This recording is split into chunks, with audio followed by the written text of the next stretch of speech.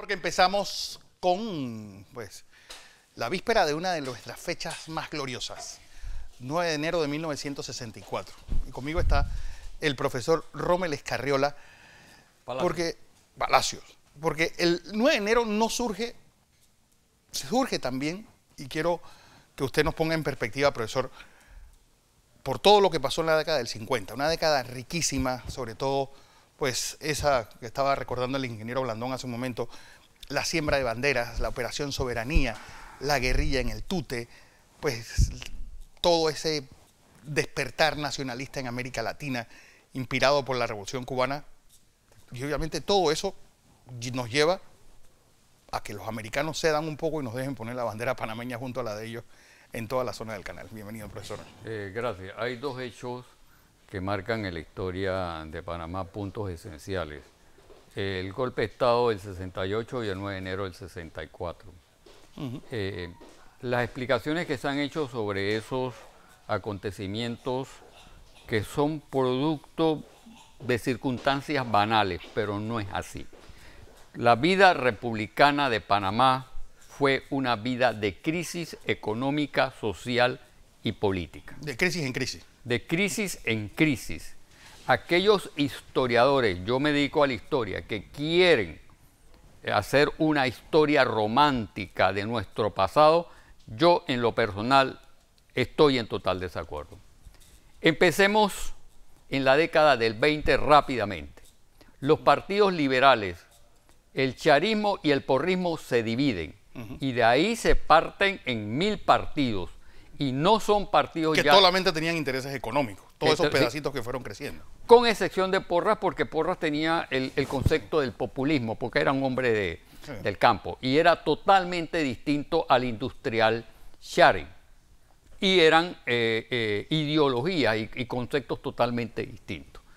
Viene la década del 40. La década del 40 es muy rica porque los movimientos sociales tratan de impulsar una reivindicación de carácter económico y social y educativo. Pero la década del 40 tiene también la particularidad que, uno, aparecen dos actores nefastos así a largo plazo en nuestra historia.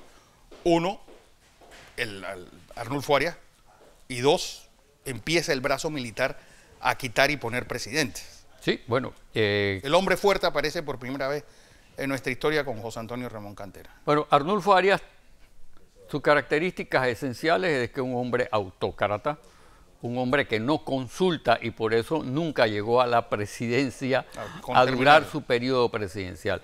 En el 41 él dicta una constitución donde habla de las razas de inmigración prohibida y eso causa un descontento en la sociedad. Y él se va para Cuba sin permiso de la Asamblea y sin permiso del gabinete y por eso su vicepresidente en conjunto con la inteligencia norteamericana le dan el golpe de Estado.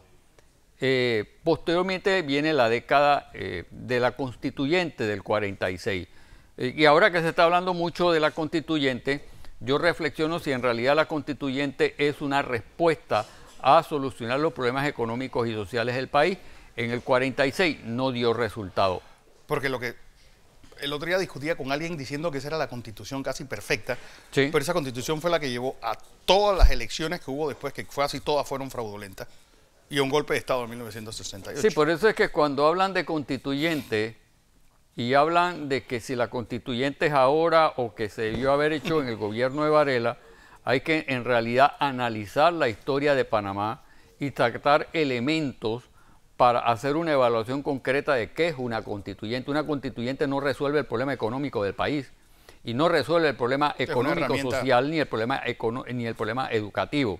En el 46 se da la constituyente que fue después el resultado de las crisis políticas en Panamá. En el 48 se dan las elecciones y gana Domingo Díaz. Gana Arnulfo, después se la dan a Domingo Díaz y viene una semana con 5 presidentes y viene toda esa convulsión que desemboca en Remón. Sí. Domingo Díaz Arosemena se dice que gana las elecciones. Se le inhabilita de asumir la presidencia. No, se muere. Se muere en el camino. Sí, se muere en el camino. Se le inhabilita de asumir la presidencia el propio Remón. Daniel Chani era el segundo vicepresidente, No, Roberto y Fechari y pinta el se le sombrero anula también la posibilidad de ser vicepresidente.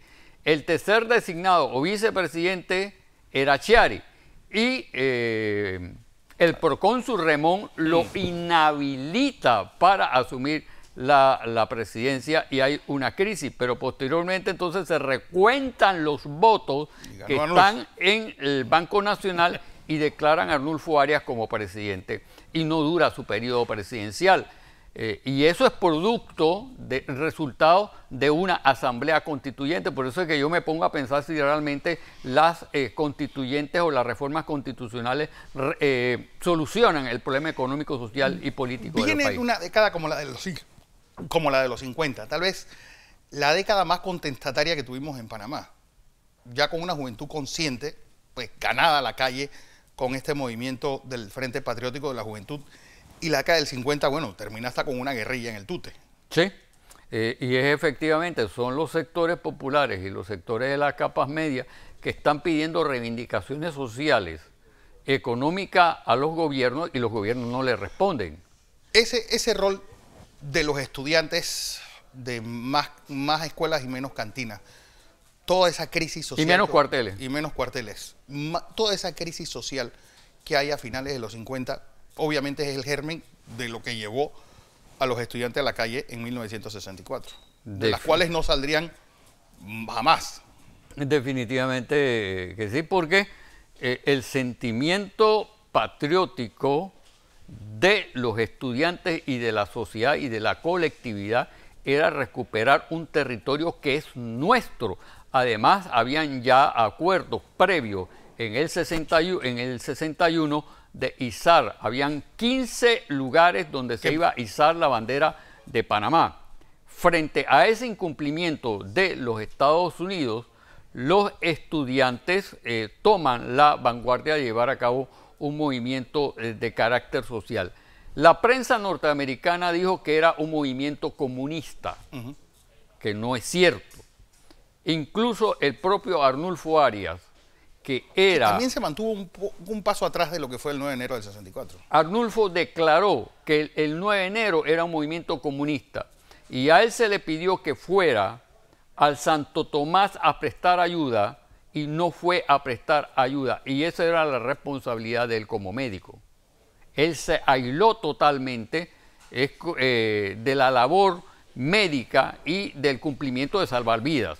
Entonces, el 64 es el producto de una acumulación de luchas sociales, económicas y educativas. Pero ¿por qué una fecha tan sublime que podía haber generado consensos claros? Exacto. Esa es la desemboca en un desastre como 1968.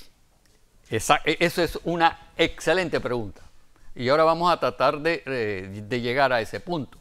Primero, el 64 es el punto central de decirle a los Estados Unidos y al mundo entero que Panamá necesita recuperar su principal recurso económico, que es la zona del canal. Asume la presidencia Robles con un fraude electoral y las políticas económicas de Robles, las políticas económicas y sociales de Robles y educativas no responden a los intereses de la sociedad panameña. Al año siguiente, del 64 y 1965, los estudiantes realizan una manifestación, una marcha pacífica a la zona del canal, y lo que hace el gobierno de Robles es reprimirlo con gases lacrimógenos en la avenida central. El gobierno de Robles debió asumir una posición, llamar a los estudiantes y decir, vamos a conversar, vamos a hacer una actividad conjunta para hacer una reivindicación social. Pero no olvidemos que eso termina, pues, con disturbios en Colón y el asesinato del dirigente Juan Navas Pájaro. Sí, exacto. Y la quema del municipio de Colón. Sí, con el Abel Bravo, exactamente, el Abel Bravo entra en una huelga y el Guardia Vega también, 2 colegios en Colón. Dramático. Y la muerte de Navas Pájaro, de Navas Pájaro, del Juan Navas Pájaro. Es lo que es ya el final de decir, aquí no hay acuerdo entre los sectores sociales, porque el golpe de Estado yo lo caracterizo de la siguiente forma. Primero, El golpe de Estado es el resultado de una crisis económica. Es un resultado de una crisis de los partidos políticos en Panamá. Es una crisis social donde los partidos políticos entran en pugna, pero no hay acuerdo en esos partidos. Salvador de Maradiaga dijo una vez que la guerra civil española realmente empieza con una guerra interna en el partido, y es algo que hemos hablado, con una guerra interna dentro del Partido Socialista Obrero Español. No es casual que 1968 empiece cuando el Partido Liberal se parte en dos y unos se van con Arnulfo y otros se quedan en el gobierno. Sí, bueno, el hecho es de que incluso hasta Robles, la Asamblea le hace un juicio a Robles. Termina votando y viene, bueno, pasó algo como lo que pasó aquí, que Torrijos le tira la Constitución a Carlos Iván Zúñiga. Sí, Robles, que era el presidente de la República, es sometido a un juicio de la Asamblea si hay una crisis en el 64 donde los panameños ven la oportunidad de una reivindicación social y lo que se produce es una crisis. Primero, un gobierno de Robles que surge con un fraude electoral. Digo, con los ingenios en su mejor momento, no olvidemos quiénes eran los vicepresidentes de Robles. Con los sucesos de Colón, con el sistema educativo totalmente quebrado y además de eso, con situaciones económicas que no pueden ser resueltas por el gobierno de Robles. Y eso trae como consecuencia la agudización y además los sectores del agro. Estamos hablando del agro, estamos hablando del sector industrial, estamos hablando del sector económicamente de la zona de tránsito, no se ponen de acuerdo. El gran error es no haberse puesto de acuerdo porque los partidos ideológicos de la década del 20 se convierten en partidos de familia y esos partidos de familia son los que se reparten el poder para los intereses personales de su familia y no para la colectividad de la sociedad panameña, y eso lo que produce es que en el 68 Arnulfo gana, pero el gran error que siempre lo cometió Arnulfo es que la vida de Arnulfo tiene su mérito, es un líder popular, pero él tiene en toda su personalidad, es que él rompe todos los acuerdos que había llevado. No hay un momento en un gobierno de él que él haya podido concretar acuerdos. Manda a Torrijos para El Salvador y hace todos los cambios. Votar Vallarino. ¿No? Sí. Y otra cosa, en el 64 se iba a dar un golpe de Estado a Robles. Ajá. Y ese golpe de Estado, antes del 68 se iba a dar un golpe de Estado, pero fue abortado. ¿Y quién era el que iba a asumir el poder en el 64? Arnulfo Arias. ¿Qué fue lo que sucedió? Que cuando estaba todo un sector de la Guardia Nacional o de la policía que había fraguado un golpe a Robles, cuando llaman a Arnulfo Arias para que asuma la presidencia, él dice no. Y los dejó a todos embarcados. Así es, bueno. Y, hay que hacer un reconocimiento a los mártires del 9 de enero del 64. Vamos a tener a varios de la generación de 1964. Pero este es el antecedente real. El 64 no surge por una explosión comunista, surge por un desgaste económico, por una crisis social. Y un hartazgo total de la gente, de los políticos. Y un proyecto económico que no rinde los resultados adecuados para el beneficio de la sociedad panameña, con partidos políticos que son de familia, que se transformaron en partidos ideológicos, en partidos de familia. Cojan la lección, porque ¿qué similitudes encuentran con la realidad actual?